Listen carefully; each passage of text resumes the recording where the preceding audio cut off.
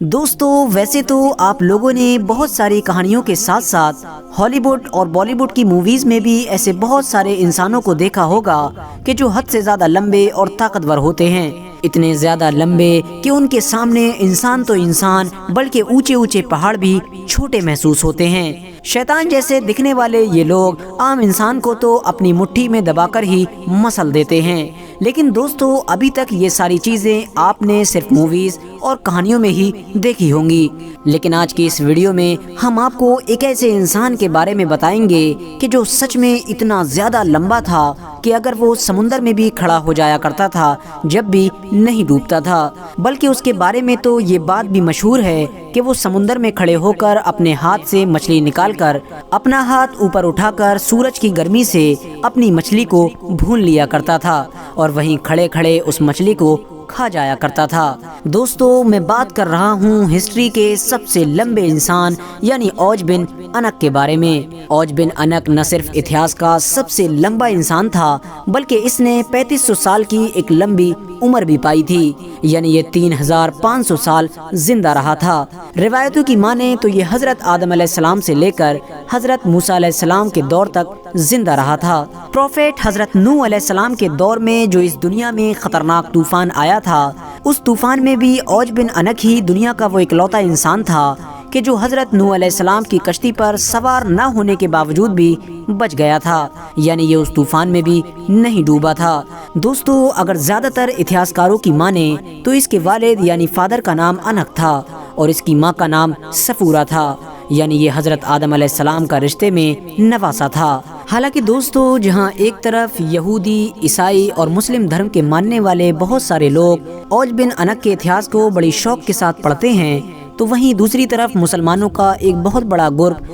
اوج بن انک کی بات سے انکار بھی کرتا ہے، یعنی ان کا یہ ماننا ہے کہ اوج بن انک کے بارے میں جتنی بھی کہانیاں سنائی جاتی ہیں یہ ساری جھوٹی ہیں اور اوج بن انک نام کا کوئی بھی انسان کبھی اس دنیا میں ہوا ہی نہیں کرتا تھا۔ اوج بن انک کے بارے میں بہت سارے لوگ اس طرح کا نظریہ کیوں رکھتے ہیں یہ بھی ہم آپ کو ویڈیو کے لاسٹ میں ضرور بتائیں گے۔ اس کے علاوہ دوستو اوج بن انک سے جڑے جس انسیڈنٹ کو ہسٹوریکل بک میں سب سے زیادہ مینشن کیا جاتا ہے وہ یہ ہے کہ جب حضرت موسیٰ علیہ السلام نے اپنی قوم بنی اسرائیل کو مصر کے ظالم بادشاہ یعنی فرعون سے چھٹکارا دلایا تو اس کے بعد اللہ کی طرف سے بنی اسرائیل پر یہ حکم نازل ہوا کہ وہ جہاد کرے اور ملک شام کو اس قوم سے آزاد کرائے جو بہت ظالم قوم ہے۔ اسی لیے موسیٰ علیہ السلام نے ملک شام یعنی آج کے سیریا کو فتح کرنے کا ارادہ کیا۔ موسیٰ علیہ السلام نے سب سے پہلے اپنی قوم کے 12 قبیلوں میں سے ایک آدمی کو اپنے اپنے قبیلے کا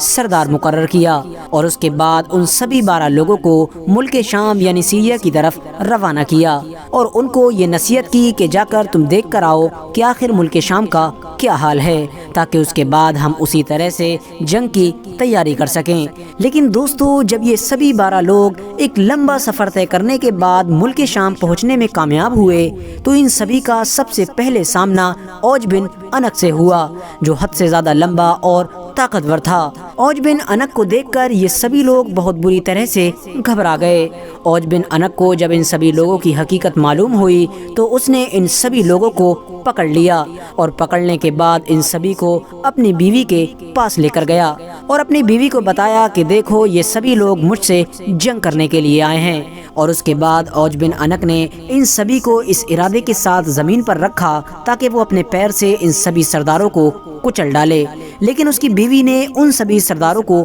بچا لیا، جس کے بعد وہ سبھی لوگ حد سے زیادہ ڈر جانے کی وجہ سے فوراً حضرت موسیٰ علیہ السلام کے پاس واپس آ گئے۔ واپس آ کر ان لوگوں نے حضرت موسیٰ علیہ السلام کو ملک شام کی قوم کے بارے میں بتایا کہ وہ حد سے زیادہ طاقتور اور خطرناک ہے۔ اس کے علاوہ ان لوگوں نے یہ بھی بتایا کہ وہاں کے پھل بھی بہت بڑے بڑے ہیں، ایک انار کا دانہ ایک انسان کا پیٹ بھرنے کے لیے بھی کافی ہے۔ یہ سن کر حضرت موسیٰ علیہ السلام نے ان سبھی سرداروں کو یہ نصیحت کی کہ تم لوگ اپنی قوم کے سامنے ملک شام یعنی سیریا کی صرف اور صرف خوبیاں بیان کرنا، یعنی وہاں کی صرف اچھی باتوں کو ہی بیان کرنا، یہ نہ بتانا کہ وہاں کی قوم حد سے زیادہ طاقتور اور خطرناک ہے۔ ورنہ بنی اسرائیل جنگ کرنے کے لیے تیار نہیں ہوگی۔ لیکن دوستو، حضرت موسیٰ علیہ السلام کی اس نصیحت پر صرف 2 ہی سرداروں نے عمل کیا۔ باقی بچے ہوئے سبھی سرداروں نے اپنے اپنے قبیلے کو بتا دیا کہ ملک شام میں بہت خطرناک اور طاقتور لوگ رہتے ہیں اور ہم لوگوں کا ان لوگوں سے جیتنا